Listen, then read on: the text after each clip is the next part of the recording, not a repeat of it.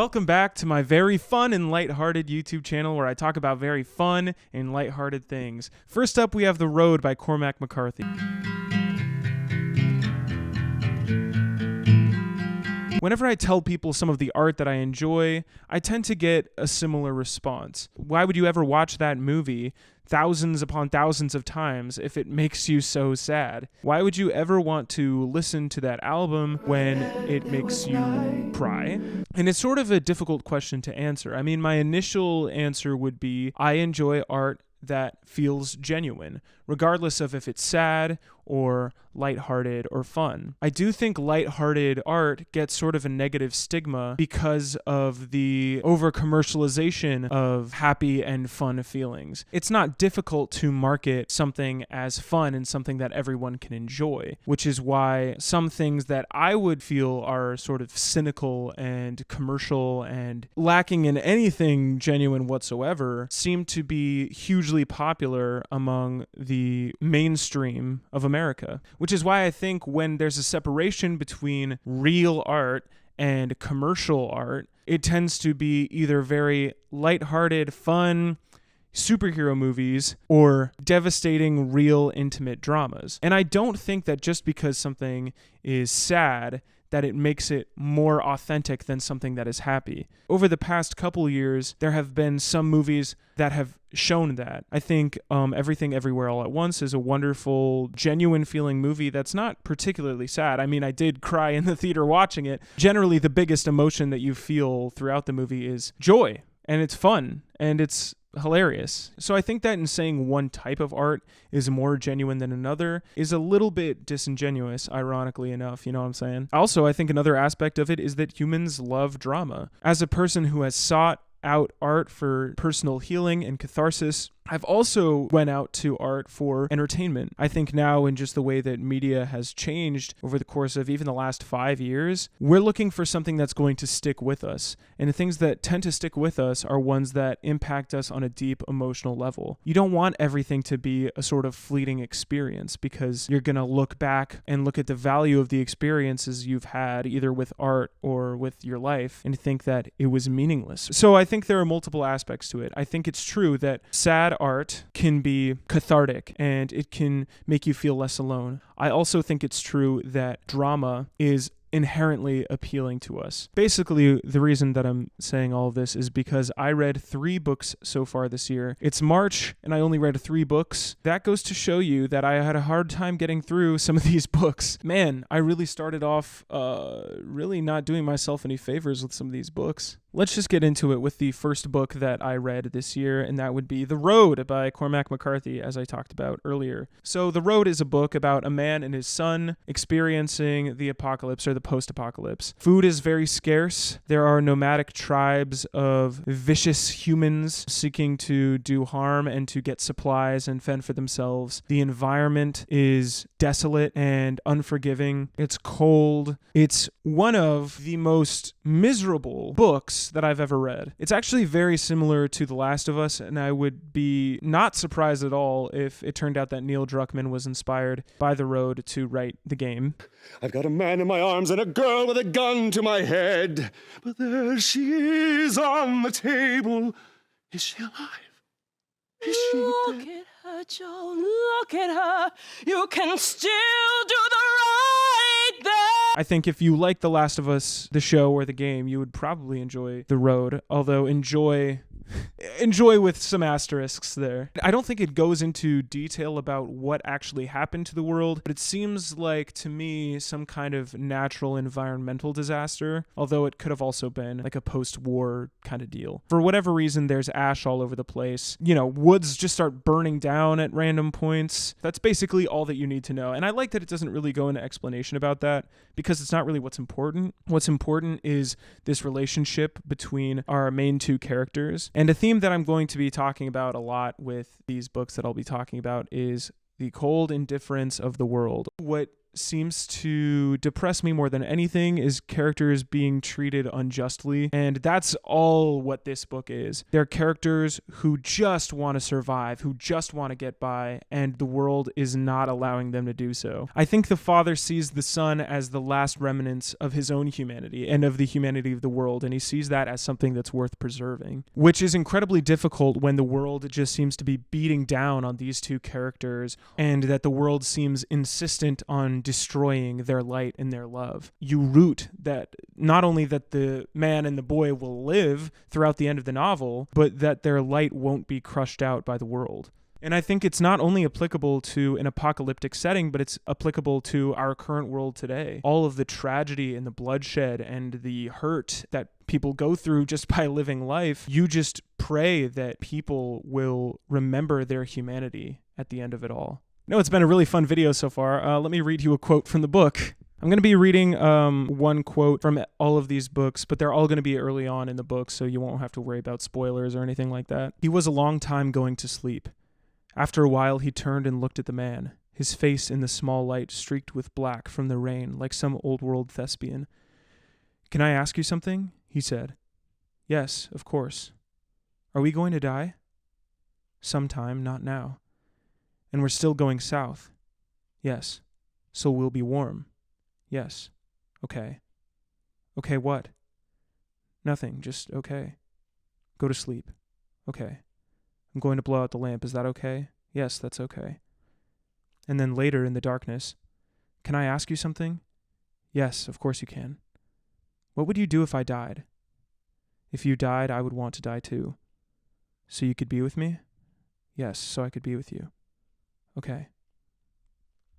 I will say the first 70 pages or so were kind of hard for me to adjust to. The style, as you could tell from the book, the characters talk in this very matter-of-fact way. I mean, especially the father, but the son too. And all of the emotion is sort of sapped out of what they're saying. The book doesn't use any quotation marks as far as I remember either, which is fine with me. I like that style.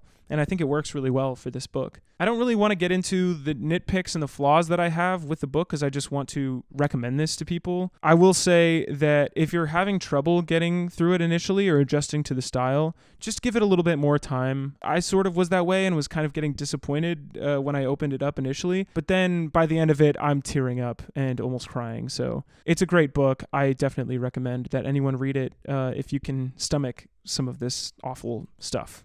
Okay, now we're going to talk about the next book that I read this year, and that is The Stranger by Albert Camus, or however you pronounce it. Again, I don't know French. I just read the book that people tell me to read, all right? That's how I operate. The Stranger is a classic French novel. This book, weirdly enough, was the least depressing on this entire list, and I would pretty much recommend it to everybody. It's very short, as you can see. It's 123 pages. At least this version is. And it went by very quickly. I read it in a couple days. I'm a slow reader, so yeah. At the beginning, I was like, oh man, I kind of relate to this guy. And then the second half came, and I was like, am I mentally well? The opening is iconic. This guy is going to his mother's funeral, and he seems kind of apathetic about the whole thing. He doesn't behave in the way that you expect him to, which puts the reader in a really interesting frame of mind because you're watching this character's perspective, so you kind of inherently understand him and his thoughts. But you could totally see from an outside perspective how the way he's behaving or the things that he's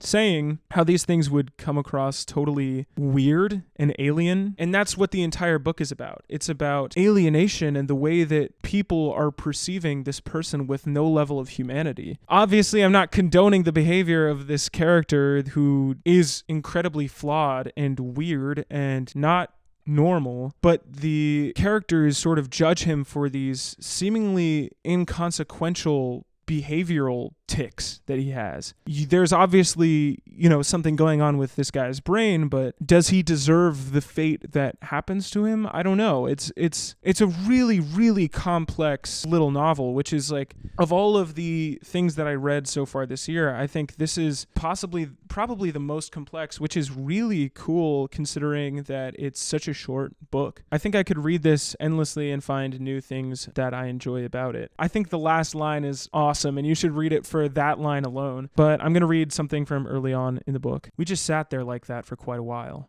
The woman's sighs and sobs were quieting down. She sniffled a lot. Then finally she shut up.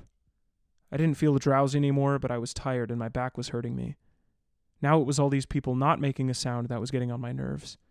Except that every now and then I'd hear a strange noise and I couldn't figure out what it was. Finally, I realized that some of the old people were sucking at the insides of their cheeks and making these weird smacking noises. They were so lost in their thoughts that they weren't even aware of it. I even had the impression that the dead woman lying in front of them didn't mean anything to them.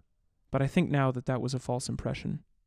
So the book really centers around these themes of isolation and this separation from society, and I think it's really effective. You kind of feel isolated with him. You see the frustrations that he has with these other people, and you also see the indifference that he has towards the way that things are commonly done and the behaviors that people typically have. It's an excellent book. It's a masterpiece. I would highly recommend that you check it out. And the final book that I read that took me more time to read than those other two books combined easily is The Grapes of Wrath by John Steinbeck. Finally finished this book. Wow, this was the most depressing one of them all, which I wasn't expecting. I had no idea what this book was about. It could have been about fighting grapes. It wasn't really, but that would have been cool too. But this book basically takes place during the Dust Bowl. It's about a family that's traveling to California after their farmland has been taken by the bank. And it's this very dreary, depressing pursuit of the American dream. And just for work, obviously, Great Depression. It's hard for anyone to find work. They get a handbill that says, hey, we need 800 men in California to come work at this farm. Everybody starts to realize that they also have seen that same handbill, and probably thousands upon thousands of other people have too. There is almost no hope in the entire book. But weirdly, it's super similar to The Road by Cormac McCarthy, in that humanity is the one source of light in this entire story. But humanity is corrupt too. People's feelings are often corrupted by their own self-interest and their annoyances with the change that's happening to them. They don't want to be inconvenienced. That inconvenience turns into annoyance, which turns into hate. And then similarly with the poor characters in the book, their fear turns into hate, turns into anger, and it's very understandable and justifiable in many ways. It's a really, really powerful book. One of the most powerful political books that I've ever read, and it is fierce and unflinching. The reason that I would consider it so depressing is because not only do horrible things happen to these characters who don't deserve the things that happen to them, but it's the casual treatment of the things that happen in this book. There will be like 2 pages devoted to fixing a car, and then there will be like a paragraph focused on a character being killed. It's really, really sad that these characters that you care about are just gone in an instant at times, not really given the chance to be cared about, because the world and the people around them seem to not care about them either. There was a family of 12 and they were forced off the land. They had no car. They built a trailer out of junk and loaded it with their possessions. They pulled it to the side of 66 and waited. And pretty soon a sedan picked them up. 5 of them rode in the sedan and 7 on the trailer, and a dog on the trailer. They got to California in 2 jumps. The man who pulled them fed them. And that's true. But how can such courage be, and such faith in their own species? Very few things would teach such faith. The people in flight from the terror behind, strange things happen to them, some bitterly cruel and some so beautiful that the faith is refired forever. I think if there's any common theme between these 3 books that I've talked about today, other than the cold indifference of the world, it's an appeal to remember your humanity, to remember your empathy, to remember that we need to be there for each other, that we need to help each other in times of need, no matter how much it inconveniences us. I think that books like these, while they are depressing, and while I can see why you would look at me reading these and be like, what are you doing if this is making you so sad? I think that books like these are incredibly important, and they are powerful reminders that humanity is about love, and it's about light, and it's about support. As much as it is about those other horrible things, we can't control the circumstances around us for the most part. We can just control what we do about them, how we treat others, and that it does actually have a real tangible effect, whether it be on yourself or the people around you or the world at large. So yeah, that was a pretty serious little video. Next video is going to be funny. I promise. Stay tuned. The videos aren't always going to be like this, all right? But I just have been feeling really passionate about this topic and some of these books that I've been reading, and this was the best way that I could think of to talk about them. So there you go. I'm going to go to my room and play an Elliott Smith vinyl and cry. Thank you for watching. Bye. Hand on his arm, a stacked charm around your neck, strung out and thin, calling some friend, trying to cash some check. He's acting dumb, that's what you've come to expect.